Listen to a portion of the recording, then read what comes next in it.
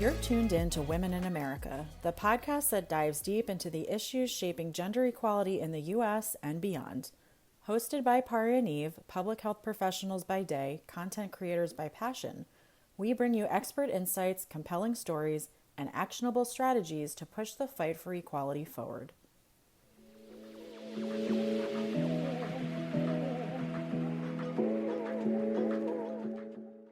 On this episode of Women in America, we go in on the big bullshit bill. Let's dive in.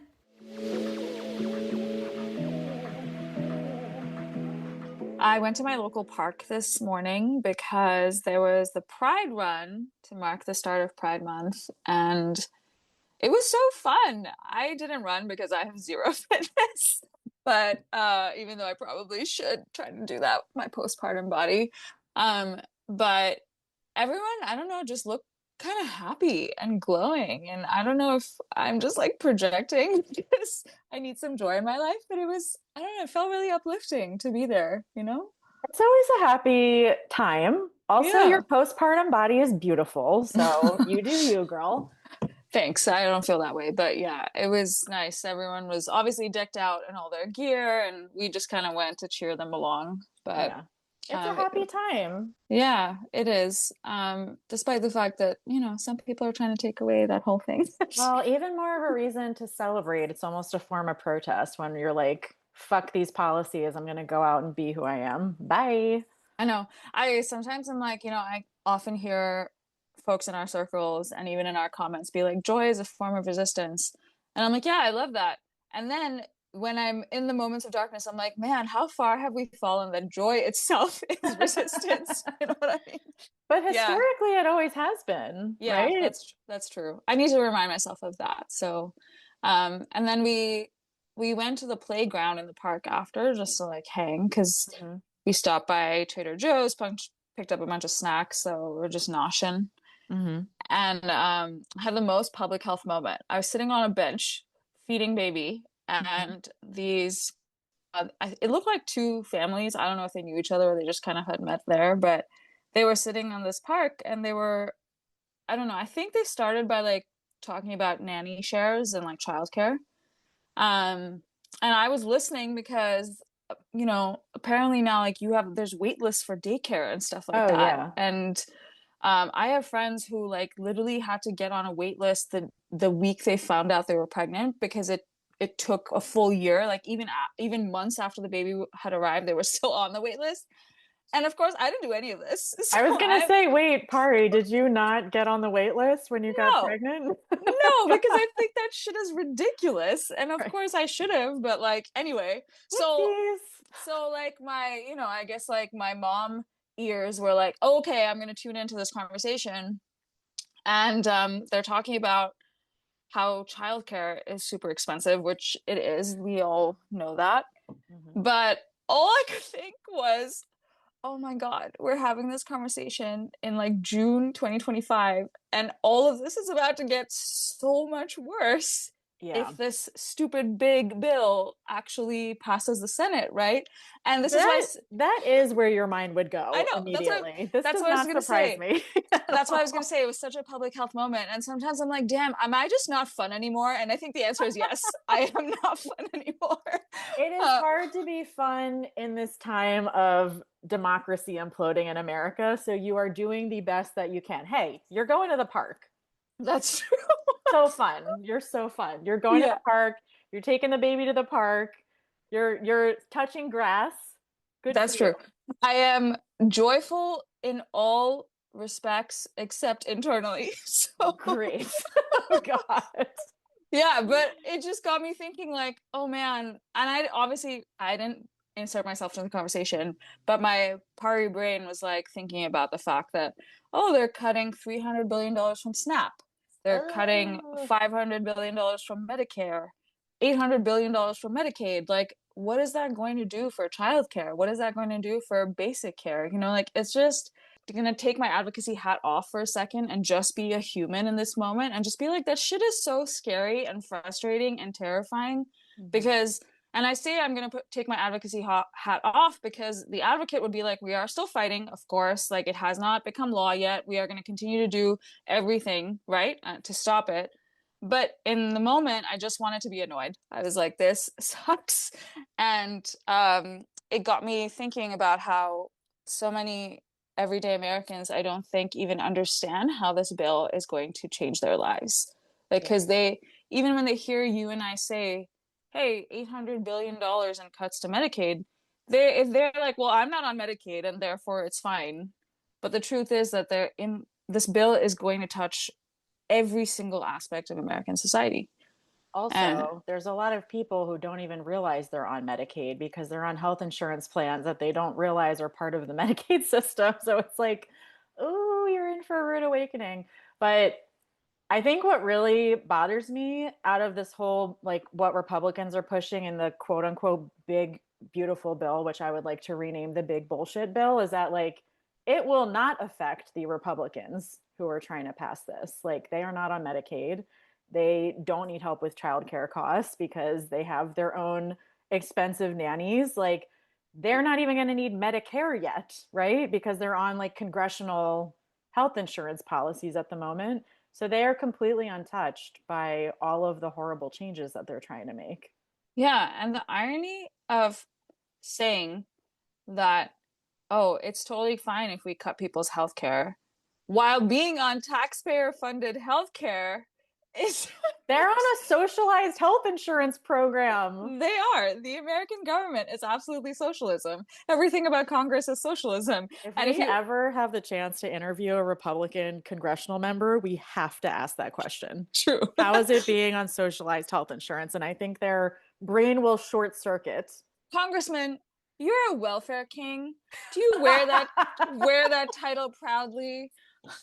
Just For those reasons, I mean, one, it doesn't affect them. And two, we know where the legislation is now, right? Where like it's passed the House in the creepiest way that Republicans were calling a vote literally in the middle of the night because they were trying to diminish public attention and like the number of people reading about this in the news.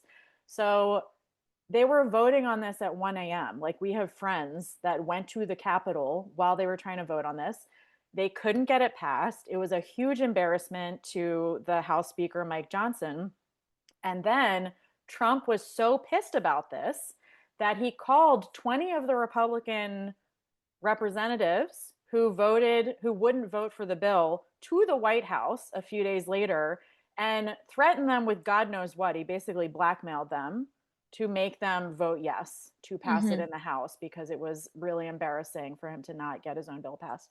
And so they voted yes, and it had all the votes it needed to pass in the House. And now it's in the Senate where it's stalled.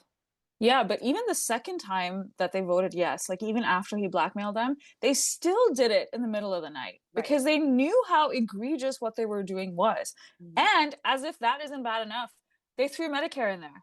And Right. previously, Medicare was not part of the bill. And they're just like, yeah, we're just going to fuck over even more people than before because why not? Right. Yeah. And this is just speaks to exactly what they are. Like they always just write legislation without thinking through a single implication. Like they even admitted to a reporter, I can't remember which Republican it was, but they admitted to a reporter that they never did like a harm analysis of this bill. So when they draft shit, they just genuinely don't give a fuck who it affects because exactly like you said, they are immune from it, you know?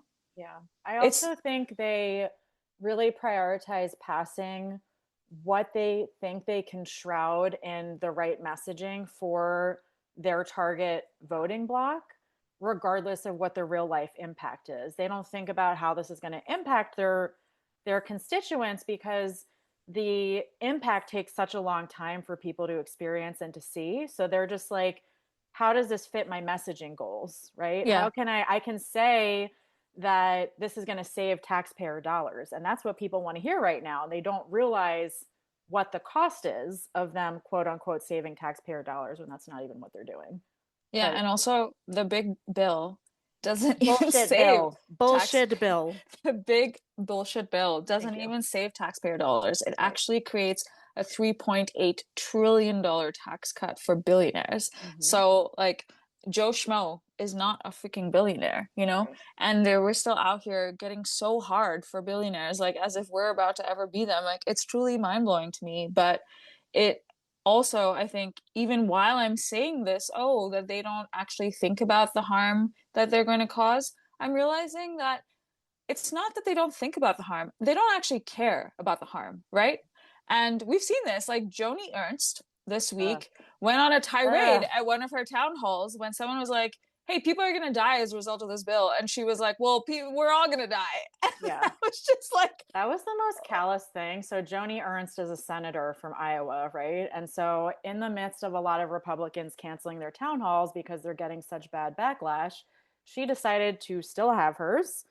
And somebody yelled out, your support of Medicaid cuts for the big bullshit bill is going to kill people. And she sat there and laughed at her own constituent, saying, well, we're all going to die anyway. And it's like, Miss Joni, you are responsible for protecting the health and well being of your constituents through passing good health policy. And you're literally sitting here saying, we're all going to die anyway. So, like, completely displacing her own responsibility in this as an elected official. Crazy.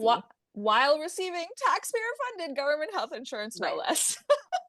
And then she doubled down on it the next Oh, day. God. I saw that and was like, what the fuck? Yeah, this bitch has 24 hours to reflect on her horrendously callous comment and decides that the way that she's going to reflect and respond on it is to go to a cemetery and film her quote unquote apology video where she basically tells everybody once again to fuck off because we're all going to die. And also, if you don't want to die and burn in hell, why don't you go ahead and discover her Lord and Savior, Jesus Christ? And there is truly, if SNL was writing this season of America, they could not have done it better than that. If Like, SNL does not pick up that, she posted it as an Instagram story to her personal account, which is not really personal because she is an elected official. So, like, she is currently in office.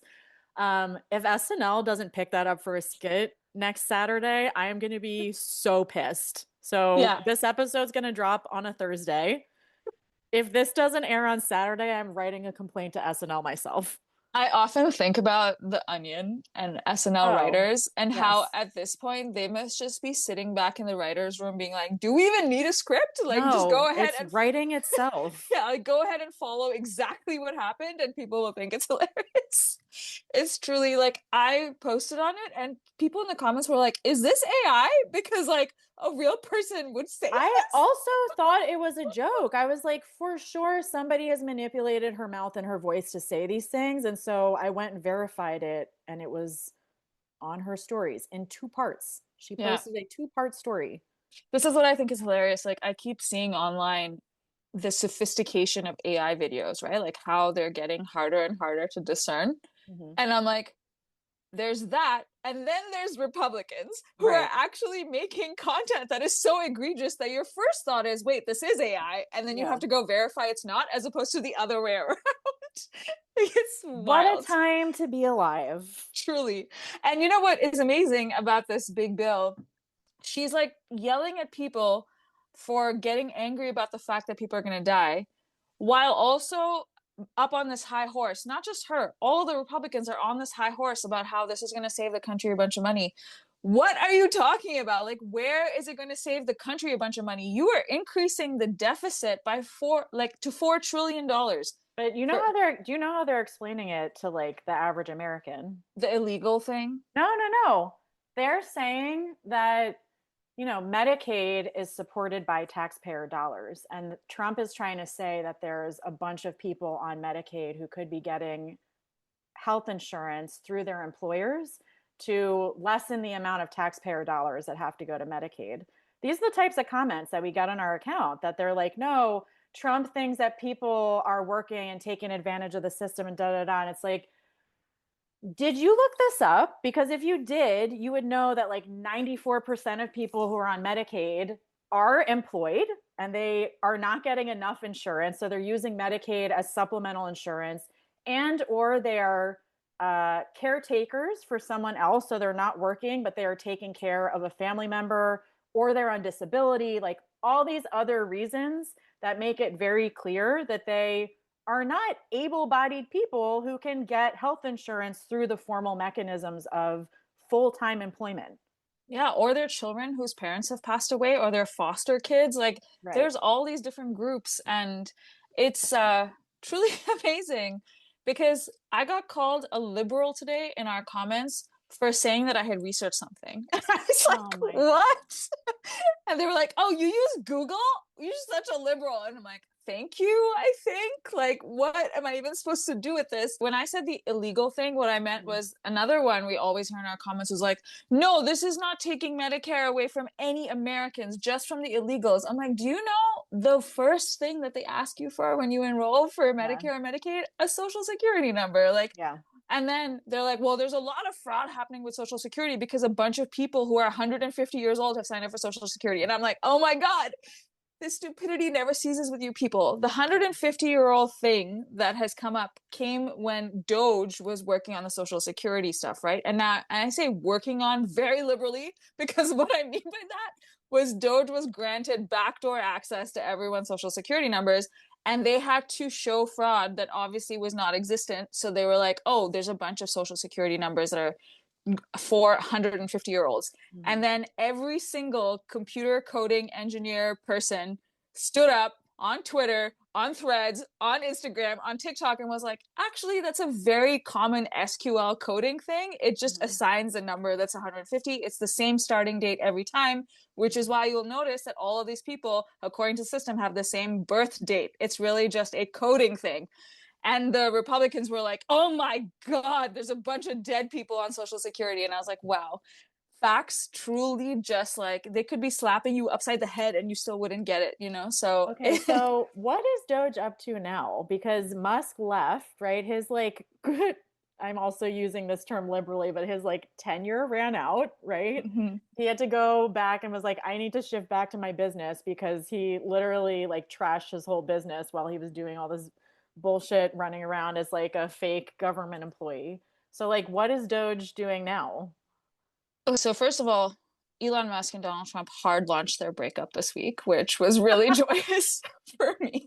Oh my In God. case you don't know, Elon Musk went after the big bill online because it turns out that, you know, a few months before he turned, he actually used to think the way that progressives do. And he was like, this is actually a huge problem for like multiple reasons. And Trump was like, F you. And now they're publicly feuding, which I mean, we all knew was just a matter of time, right? But my bigger question than what is Doge doing now, my bigger question is if the bill passes a deficit of $4 trillion, which is the largest deficit we have had in the history of our country, what the hell was the point of Doge at all? Like, truly, you went ahead and slashed USAID, destroying all of our global diplomacy that we had spent decades building. You destroyed public health by slashing the CDC and NIH. You took cancer research funding away from patients. Yeah. Wait, pause. Can we just go back to USAID for a second? So slashed all of that, and the void that is now being filled by America's presence is literally being filled by Russia and China. Yeah. Also, side note, since you've got me on this tangent, Yes, I was please. recently at a party and I met somebody who works for USAID, and she told me about their boss, the person who's currently running USAID. And Eve, I don't know if you're ready to hear what I'm going to say. It's about to piss you off. No. He is a 23-year-old boy. He is running USAID. Mm-hmm. He's 20, and I'm not being ageist. I do actually genuinely believe that 20-something-year-olds are capable of that. Mm-hmm. Has he had any professional training or qualifications to do this? No, he's truly just a Doge minion that was installed there. He wears a quarter zip, apparently, and jeans and flip-flops to work every day and is bossing around people who have decades of experience in international development and public health. And I was like, we are so cooked. Yeah. I don't even know where to start. But that horrible piece of information aside, what I was getting at was they came in, they slashed USAID, slashed CDC, slashed NIH, they installed backdoors into people's social security. They have opened up us to foreign interference because there's been a lot of articles that are saying that, you know, Russia and China are like sliding in there or like making propositions.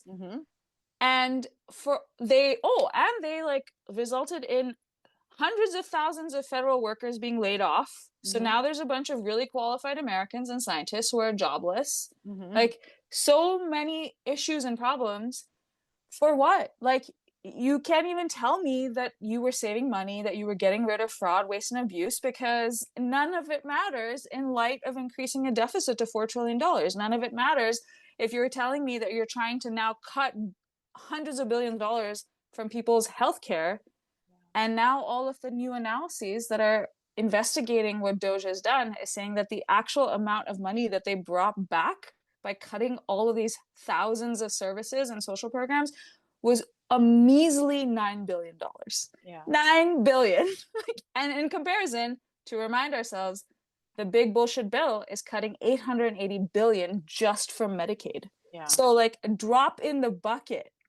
So this takes me back to what I was saying about Republicans and what their goal is in passing this is like they expect Americans to not understand what the impact is and are only focusing on what they can message.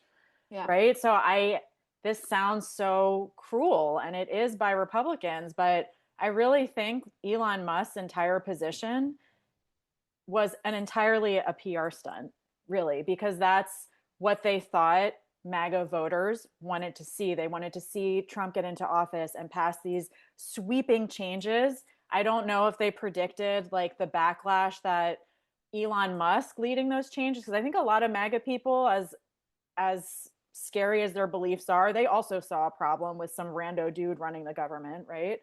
So they misjudged to your point, sorry to interrupt, I just want to say, to your point, he was a private, unelected person. Like he has no right to be there, and is obviously not qualified to be there either. Just because you're running a business does not mean you should be running the government. The government is not a business, regardless of what Trump might think. Trump would beg to differ, since he was a quote unquote businessman. But my point is that like they were all about, I don't even think they cared what the result was of Musk's DOGE affairs and how much was actually cut. They just wanted to be able to have some kind of PR stunt to make it look like they were doing something.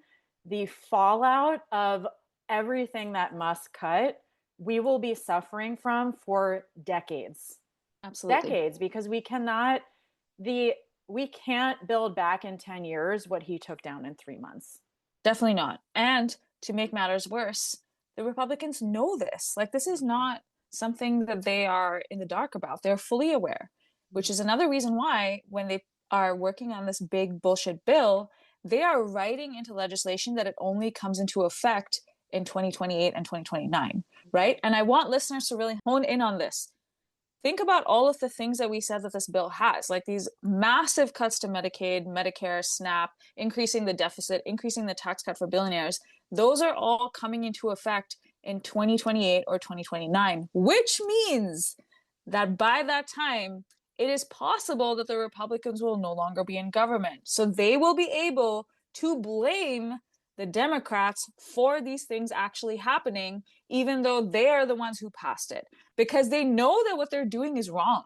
But they want to fuck up American society so that it's irreparable, because they have no intention of ever making it better for anybody.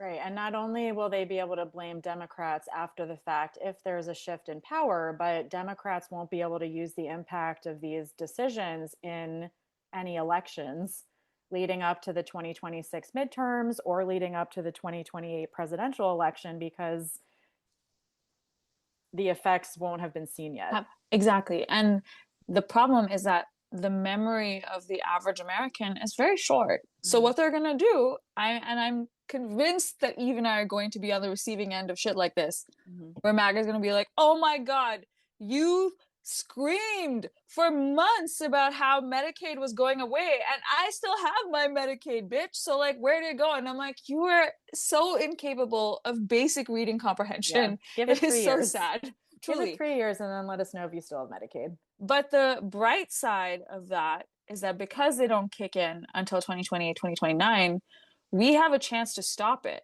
even more than what's happening right now. So you had mentioned it's stalled in the Senate. And as a quick explanation of that, the reason why it's stalled in the Senate is because even Senate Republicans are like, hold on. Yeah, they're like, wait a minute, this is a little too intense for us. Yeah, we are getting way too much pushback about this, so maybe we should rewrite one or two things, okay? I mean, but let's not give them any credit that they don't deserve. They're probably still going to run it through. But in 2026, we have the midterm elections, and I'm sure that people are so tired of hearing us say, go vote. But that is truly one of the biggest tools we have, right? And if the Democrats are able to gain traction in the midterms, we have the capacity for them to walk back a lot of these policies and legislation. So our hope is that that does happen. And then we can be able to say that none of this is going to come to fruition as a result of that, which from our perspective is still going to result in misery because these assholes are still going to come for us in our comments being like, you said it was happening and it didn't happen. So, but we'll deal with that. I would much rather take that. Our listeners know better because we have just explained this. And to bring this full circle, going back to the Joni example, she is up for re-election. Her position is up for re-election in 2026. So like Iowans can literally vote out asshole people like her from office who are going to vote for bills like this. I am so curious about her mentality these past 2 days because you are up for re-election in a year and you still decide to be this bold. And maybe she is either very, very confident in her MAGA base and we don't understand the base enough, although based on her town halls, I think we do, or she's possibly not planning to run again because they have other horrible plans. I mean, there's already contenders like Democrats who are lining up to like run against her. Yeah, there should be. That's They've good. launched their campaigns on social media, so we can link them in the show notes. Yeah. I mean, I think it's just sometimes it makes me wonder if MAGA is just that far removed from us. And I know that they are in many respects, but I think what I'm getting at is that I'm not really sure how you hear her say something like that. And unless she's like your best friend or your mom, justify what she's saying, you know? Well, I think if you're a practicing Christian, which a lot of Americans are, even if you don't believe in Christian nationalism, you are not like clocking that as Christian nationalism. So if you believe in heaven and hell and you hear a congressional member talking like that, you're just like, oh, yeah, that is true. I mean, I want to say that the average Christian American has the wherewithal to be like, wait, you can't in the same sentence say that Jesus Christ is your love, your savior, and that you need to embrace him to find eternal life while also mocking people for wanting healthcare access. I don't know. Maybe that's just me. I don't think that's true because I think there's a lot of Christians in the US who think that they're being persecuted by allowing other people to practice their own faiths. Oh, yes, of course. Okay, separation of church and state never existed in our country and is definitely not written into the Constitution. Having said that, the optimist in me does sometimes ask myself, like, could the big bullshit bill be the beginning of the end for Republicans, right? And what I mean by that is like, I know that you and I constantly eat shit online, just because we're women and we dare to exist. But I do feel like I'm starting to see very small glimpses of like a little bit of like, hey, wait a second, or hold on, or, you know, like, wait, this is not supposed to touch that. And we've seen that online in multiple cases. A lot of people are like, well, I didn't vote for this. And like, if I put aside my like very annoyed and angry, like, well, you absolutely did vote for this, I'm I like uplifted by the fact that they are actually thinking about it that way, because it's like, okay, fine, you were a little bit selfish in that it had to first affect you in a really very real way for you to actually realize that that's what happens here. But like you said it yourself, Trump had to chastise or blackmail several Republicans to even get this through the House. We are starting to see cracks with the like Elon and Trump's relationship. We're starting to see Republicans fail at their town halls or cancel town halls simply because they can't handle the smoke, right? The smoke that is coming from constituents who theoretically voted for them previously.